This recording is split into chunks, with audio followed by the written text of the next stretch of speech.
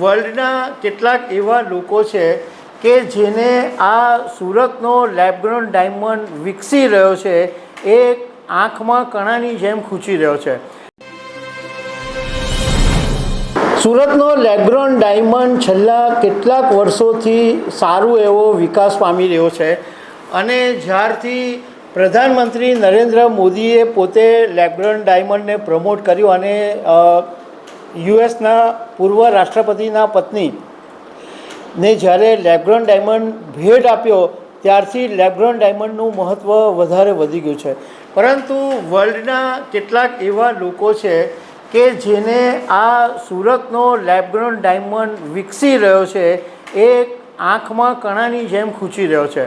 એટલે ઘણા લોકો એવો સ્ટેટમેન્ટ વારંવાર આપતા રહી છે કે સુરત લેબગ્રોન ડાયમંડ છે એ એની ચમક ગુમાવી રહ્યું છે। તો વર્લ્ડ ડાયમંડ કાઉન્સિલના પ્રમુખે પણ આવી જ એક વાત કરી છે કે લેબગ્રોન ડાયમંડ હવે એની ચમક ગુમાવી રહ્યું છે અને ગ્રાહકો હવે નેચરલ ડાયમંડ તરફ વળી રહ્યા છે। તો આના વિશે હું તમારી સાથે વાત કરીશ। મારું નામ રાજેશ શાહ છે અને તમે જોઈ રહ્યા છો ગુજરાતના સૌથી મોટા ડિજિટલ ન્યૂઝ પ્લેટફોર્મ ખબરછે.com। પહેલાં તમને એ વાત કરી લઉં કે વર્લ્ડ ડાયમંડ કાઉન્સિલના પ્રમુખ ફેરિયલ ઝેરાકીએ એક ઇન્ટરવ્યૂની અંદર એવું કીધું કે વધુ પડતા પુરવઠાને કારણે એટલે ઓવર પ્રોડક્શનને કારણે લેબગ્રોન ડાયમંડની જે ચમક છે એ લેબગ્રોન ડાયમંડ એની ચમક ગુમાવી રહ્યું છે અને ગ્રાહકો છે એ હવે ફરીથી નેચરલ ડાયમંડ તરફ વળ્યા છે। નેચરલ ડાયમંડનો બિઝનેસ વધે વિકસે એની સામે કોઈ વાંધો ન હોઈ શકે કારણ કે નેચરલ ડાયમંડ પણ ઘણા બધા લોકોને રોજગારી આપે છે। તો નેચરલ ડાયમંડની સામે કોઈ ફરિયાદ નથી, પરંતુ માત્ર લેબગ્રોન ડાયમંડને નીચા પાડવા માટે આવા સ્ટેટમેન્ટ આપવા એ યોગ્ય નથી। બીજા એક એક્સપર્ટનો કોટ એની અંદર કહેવામાં આવ્યો છે કે ચીન અને ભારતના ઉત્પાદન વધવાને કારણે લેબગ્રોન ડાયમંડના જે પ્રાઇસ છે એ બહુ તળિયે આવી ગયા છે। એક એનાલિસ્ટે એવું કીધું કે 2018થી માંડીને અત્યાર સુધીમાં લેબગ્રોન ડાયમંડના ભાવ છે એમાં 96% ઘટાડો થયો છે। હવે આ વર્લ્ડ ડાયમંડ કાઉન્સિલના પ્રમુખે ઇન્ટરવ્યૂની અંદર જે વાત કરી એ માત્ર સ્ટેટમેન્ટ છે, એ એમનું કહેવું છે। એમણે કોઈ એવા ડેટા નથી આપ્યા કે લેબગ્રોન ડાયમંડમાં જે ચમક ઘટી રહી છે એના આ કારણ છે, આટલું આમ પ્રોડક્શન ઘટ્યું છે, કોઈ પ્રકારના ડેટા આપ્યા નથી। અને આ ડેટા નથી આપ્યા તો એનો મતલબ એમ છે કે એમને માત્ર નિવેદન આપ્યું છે। હવે આ બાબતે લેબગ્રોન ડાયમંડ જ્યારે સુરતની રોનક બની રહ્યું છે અને નેચરલ ડાયમંડને કારણે જે રત્ન કલાકારો મુશ્કેલીનો સામનો કરતા હતા એને લેબગ્રોન ડાયમંડે સાચવી લીધા છે। એટલે આ લેબગ્રોન ડાયમંડ વિશે દુનિયાના જે લોકોને જે ગમતું નથી એ લોકો જે સ્ટેટમેન્ટો આપે છે એની સામે ઇન્ડસ્ટ્રીઝના લોકોએ એલર્ટ રહેવું પડશે અને અવાજ બી ઉઠાવવો પડશે, કારણ કે આવા નિવેદનોને કારણે નેગેટિવ ઇમ્પેક્ટ ઊભી થતી હોય છે। એટલે આ બાબતે અમે સુરત લેબગ્રોન ડાયમંડ એસોસિએશનના પ્રમુખ બાબુભાઈ વાઘાણીની સાથે વાત કરી તો એમણે એવું કીધું કે આવા કોઈ પણ સ્ટેટમેન્ટથી લેબગ્રોન ડાયમંડને કંઈ ફરક નથી પડતો। લેબગ્રોન ડાયમંડ બહુ જ સારી રીતના ચાલે છે અને હજુ પણ એની જે સાઇઝ છે એ વધવાની છે।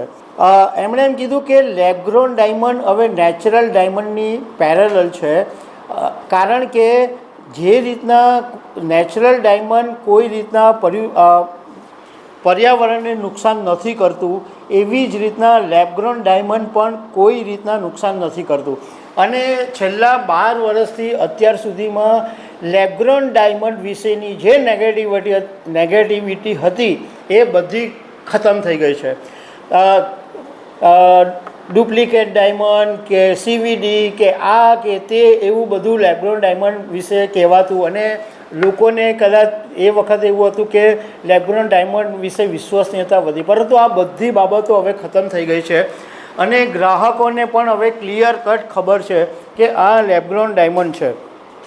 અને બીજું કે લેબગ્રોન ડાયમંડ સૌરાષ્ટ્રના લોકોને અને ખાસ કરીને ગ્રામીણ વિસ્તારના લોકોને 99% રોજીરોટી પૂરી પાડે છે. અને 12 વર્ષથી આ લેબગ્રોન ડાયમંડ છે એ સતત વિકાસ પામી રહ્યો છે. અને કોઈ પણ ગ્રાહકને હવે શંકા નથી. હવે જે યંગ જનરેશન છે એ લેબગ્રોન ડાયમંડની જ્વેલરી પહેરવાનું પ્રિફર કરી રહ્યા છે. ભારતના જે 80% લોકો છે એ લેબગ્રોન ડાયમંડની જ્વેલરી પહેરે છે. અને લેબગ્રોન ડાયમંડને કારણે એક સ્થિતિ એ બી સારું થઈ કે સ્થાનિક લેવલે એટલે ઇન્ડિયા લેવલે લેબગ્રોન ડાયમંડ જ્વેલરીની એટલી બધી ડિમાન્ડ વધી ગઈ કે એક્સપોર્ટની પણ કરીએ તો ચાલે એવી સ્થિતિ ઊભી છે.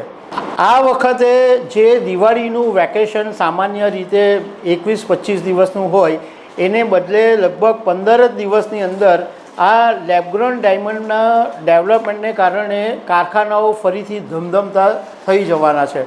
કારણ કે દિવાળીમાં લેબગ્રોન ડાયમંડે જો સાચવી નહીં લીધા તે રત્ન કલાકારોને તો રત્ન કલાકારોની દિવાળી આ વખતે બહુ વસમી જશે. પરંતુ બધાને જ કામ મળ્યું અને સારી રીતના લેબગ્રોન ડાયમંડનો બિઝનેસ થયો. બાબુ વઘાણીએ કીધું કે લેબગ્રોન ડાયમંડના જે રફ ડાયમંડ છે એમાં 10થી 20% વધારો થયો છે. અને પોલિશ ડાયમંડ પણ પેરેલલ ભાવે વેચાઈ રહ્યું છે અને કોઈને નુકસાન નથી જઈ રહ્યું. એમણે એમ કીધું કે આવી રીતના કોઈ પણ ઘણા બધા લોકો લેબગ્રોન ડાયમંડ વિશે નિવેદન આપતા જ રહે છે, પરંતુ એ અમે ગણકારતા નથી. કારણ કે આપણે આગળ ચાલવાનું છે એટલે સુરતને કોઈ ફરક પડવાનો નથી. અને 1 વર્ષની અંદર જ આ લેબગ્રોન ડાયમંડનો જે બિઝનેસ છે એ ડબલ થઈ ગયો છે અને 5 વર્ષની અંદર તો આનાથી 4 ગણો બિઝનેસ વધવાનો છે. હવે અમે થોડાક ડેટા એના કાઢ્યા છે. તો લેબગ્રોન ડાયમંડનો 2025ની અંદર 25,000 કરોડની લેબગ્રોન ડાયમંડની સાઇઝ છે. એટલે સુરત જે છે એ લેબગ્રોન ડાયમંડનું હબ છે. જેવી રીતના નેચરલ ડાયમંડમાં કટિંગ એન્ડ પોલિશિંગમાં સુરત નંબર 1 છે, એવી જ રીતના લેબગ્રોન ડાયમંડમાં પણ સુરત પ્રોડક્શનની અંદર નંબર 1 છે. તો 25,000 કરોડનો બિઝનેસ અત્યારના થયો છે. અને એક એવો અંદાજ છે કે 2032 સુધીમાં આ લેબગ્રોન ડાયમંડનો બિઝનેસ 73,000 કરોડ રૂપિયા ઉપર પહોંચવાનો છે.